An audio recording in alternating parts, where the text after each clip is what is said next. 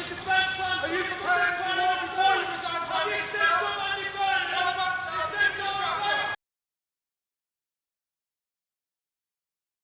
Mr. Speaker, the whole House will also want to join me in wishing Team GB good luck as they travel to Paris for the Olympic Games. And Mr. Speaker, this morning I had meetings with ministerial colleagues and others discussing how this government will bring about the change the country has decisively voted for. In addition to my duties in this House, I shall have further such meetings today.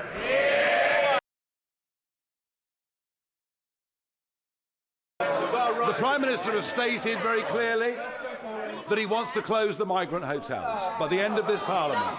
Well, the reform-led West Northamptonshire Council, brilliantly led council, will be issuing foreclosure notices on 3 migrant hotels within the next few days in response to grave public concern about the safety of women and girls on the streets of West Northamptonshire.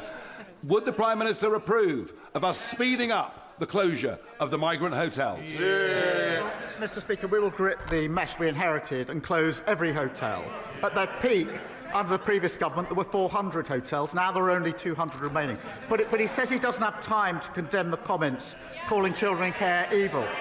He's also not had the time, it appears, to condemn the racist comments of his own MP. Utterly spineless. If we became net zero tomorrow, by how much would it reduce the Earth's temperature by? Simple question. Minister.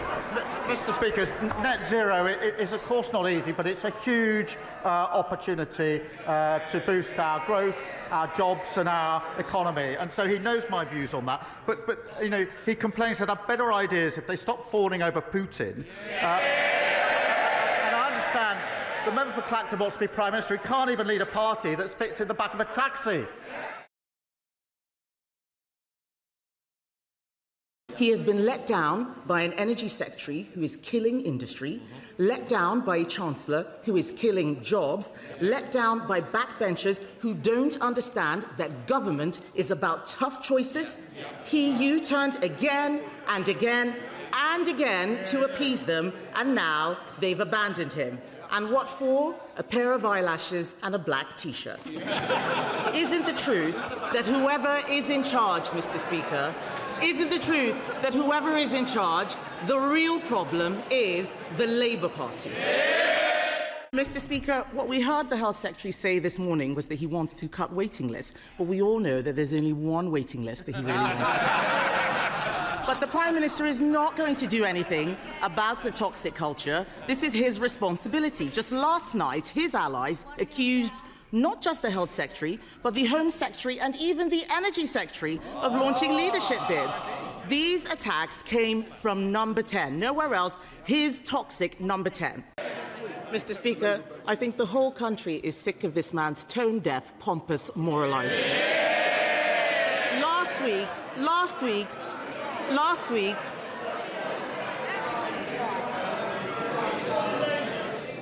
Last week, we all saw him punch the Speaker's chair. This is not a man who is in control.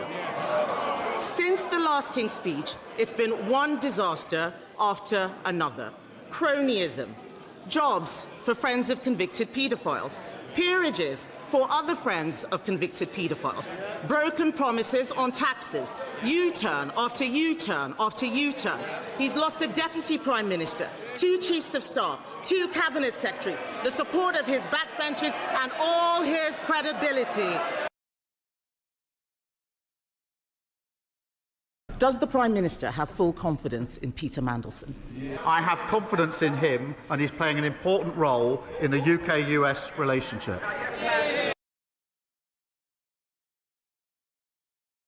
And I'm really proud, Mr. Speaker, that in the first year of a Labour government we got free school meals, breakfast clubs, childcare, got £15 billion invested in transport in the North and the Midlands. We're cutting regulation, planning and infrastructure is pounding forward, building 1.5 million homes, the biggest investment in social and affordable housing. Mr Speaker, meanwhile, back on these benches, we've delivered the biggest sustained boost to defence spending since the 1980s. That's £270 billion over this Parliament. That, Mr Speaker, is a record. The Defence Investment Plan will take that even higher. That's about facing the future. We'll finalise the plan with the Defence Secretary and we'll have it published before the NATO summit.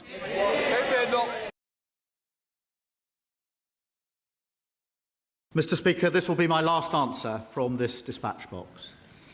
Every Prime Minister knows when they take up the torch that the day will come when they have to pass it on. That day has come for me. This is the end of my political journey. In 6 years, went from historic defeat in 2019 to historic victory in 2024. And in 2 years in government, I leave the country in better shape than I found it. Yeah. I am proud of everything that we have achieved. Mr Speaker, can I just take time to say to you, Mr Speaker, and all those who work for the House and in our constituency offices, thank you for all your hard work. Yeah. To our civil service, thank you also for all your hard work. To my political team, many of them here today, who came on this journey with me, thank you so much for everything you have done and being prepared to walk through fire for me. To my colleagues on these benches, I am proud of all we have achieved together and proud of each and every one of you. To my successor and each of you, I will give my full support. To all colleagues across the House, can I wish you good health and happiness. To all those in the gallery whose lives have been changed or improved by this Labour government, and all across the country who struggle to be seen or heard, you're the reason I came into politics. To my wife and children, I love you. Goodbye.